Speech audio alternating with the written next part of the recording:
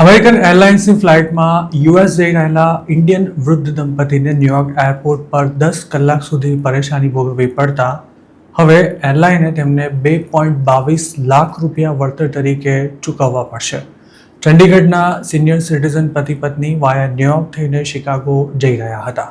જોકે New York land થયા બાદ તેમની શિકાગો જવાની ફ્લાઇટ અચાનક કેન્સલ કરવામાં આવી હતી, જેના કારણે તેમને 10 કલાક સુધી ન્યુયોર્ક એરપોર્ટ પર બેસી રહેવું પડ્યું હતું. 84 વર્ષ અને 78 વર્ષની ઉંમર ધરાવતા આ પતિ પત્ની ફ્લાઇટ કેન્સલ થઈ જતા જે પારિવારિક પ્રસંગમાં ભાગ લેવા માટે શિકાગો જઈ રહ્યા હતા તેમાં પણ સામેલ નહોતા થઈ શક્યા. આ ઉપરાંત ન્યુયોર્ક એરપોર્ટ પર થયેલી હેરાનગતિ દરમિયાન એરલાઇને પણ તેમને પૂરતી સુવિધા ન આપતા આખરે તેમણે ગુડગાંવની કન્ઝ્યુમર કોર્ટમાં અમેરિકન એરલાઇન્સ સામે કેસ કર્યો હતો. જુલાઈ 2025માં અમેરિકાનો પ્રવાસ કરનારા આ કપલને ન્યુયોર્ક એરપોર્ટ પર થયેલી પરેશાની ઉપરાંત શિકાગોથી વાયા ફિલાડેલ્ફિયા થઈ એમ્સ્ટરડમ જતી ફ્લાઇટમાં પણ વિઝા ઇસ્યુનું કારણ આપીને મુસાફરી નહોતી કરવા દેવાઈ. તેના કારણે પણ તેમને કાઉન્ટર પર 2.5 કલાક સુધી ઊભા રહેવું પડ્યું હતું.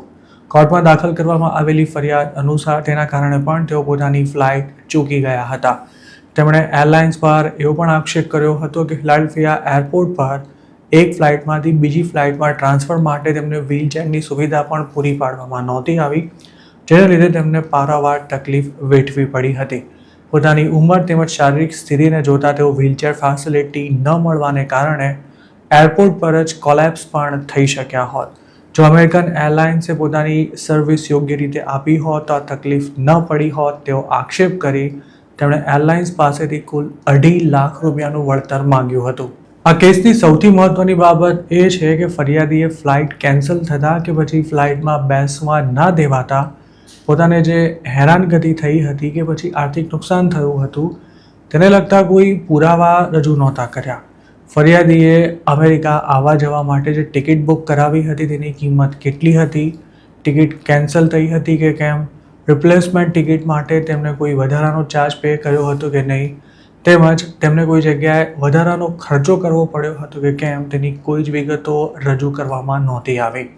મતલબ કે ફાઇનાન્શિયલ લોસના કોઈ ડોક્યુમેન્ટરી એવિડન્સ કોર્ટ સમક્ષ રજૂ નહોતા કરાયા.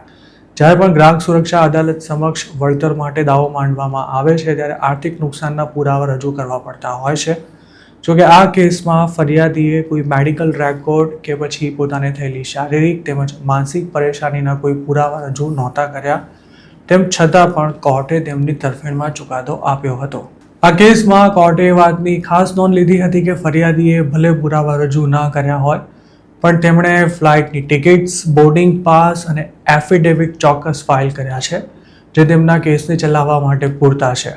આ ઉપરાંત અમેરિકન એરલાઇન્સે તેની સામે કરવામાં આવેલા આક્ષેપનો કોર્ટને કોઈ જવાબ જ નહોતો આપ્યો કે ન તો એરલાઇન તરફથી કોઈ પ્રતિનિધિ કોર્ટમાં હાજર થયો હતો. આમ ફરિયાદીએ કરેલા આક્ષેપ સાચા છે તેવું એરલાઇન્સે આડકતરી રીતે સ્વીકાર્યું હતું અથવા તો એરલાઇન્સ આ આક્ષેપોનો જવાબ આપવા માટે સક્ષમ નહોતી. આ જ કારણસર કોર્ટે એકતરફી દલીલો અને રજૂઆતોને સાંભળી એરલાઇન્સની વિરુદ્ધમાં ચુકાદો આપતા એવું જણાવ્યું હતું કે American airlines super senior citizen પેસેન્જર્સને યોગ્ય સર્વિસ પૂરી પાડવામાં નિષ્ફળ રહી છે, જેથી હવે તેણે ફરિયાદીને ₹2.22 લાખ વળતર ચૂકવવું પડશે. કોર્ટના આદેશ અનુસાર ફરિયાદી પતિ પત્નીને થયેલી હેરાનગતિ બદલ એરલાઇન્સે તેમને ₹1 લાખની સાથે કેસ લડવા માટે ખર્ચાયેલા ₹22,000 એમ કુલ ₹2.22 લાખ 45 દિવસની અંદર પે કરી દેવાના રહેશે. આવા જ અન્ય એક કેસમાં જૂન 2026માં જ દિલ્હીની કન્ઝ્યુમર કોર્ટે એર ઇન્ડિયા સામે ફરિયાદ કરનારાને ₹91,000 વળતર ચૂકવવા આદેશ કર્યો હતો. આ કેસમાં અમેરિકાથી પાછા આવવા માટે ન્યુયોર્ક દિલ્હી ફ્લાઇટની કન્ફર્મ ટિકિટ હોવા છતાં પણ ફરિયાદીને મુસાફરી કરતા અટકાવી તેમને 2 દિવસ બાદની એર ફ્રાન્સની કનેક્ટિંગ ફ્લાઇટમાં ટ્રાવેલ કરવાની ફરજ પાડવામાં આવી હતી. ફરિયાદીએ કોર્ટ સમક્ષ એવો દાવો કર્યો હતો કે તેમની પાસે જે ફ્લાઇટની કન્ફર્મ ટિકિટ હતી તે તેના નિર્ધારિત શેડ્યુલ અનુસાર જ ઓપરેટ થઈ હોવા છતાં પણ તેમને 2 દિવસ પછીની કનેક્ટિંગ ફ્લાઇટમાં મુસાફરી કરવી પડી હતી, જેના કારણે તેમને ભારે હાલાકી ભોગવવાનો વારો આવ્યો હતો. તેમજ ઇન્ડિયા પહોંચવામાં મોડું થતાં બિઝનેસમાં નુકસાન ભોગવવું પડ્યું હતું. આ કેસમાં કોર્ટે એવું પણ જણાવ્યું હતું કે જો એરલાઇન અલ્ટરનેટિવ ફ્લાઇટમાં મુસાફરી કરવાની ફરજ પાડે કે પછી રિફંડ આપી દે તો પણ કસ્ટમર વળતર માંગવાનો અધિકાર ધરાવે છે.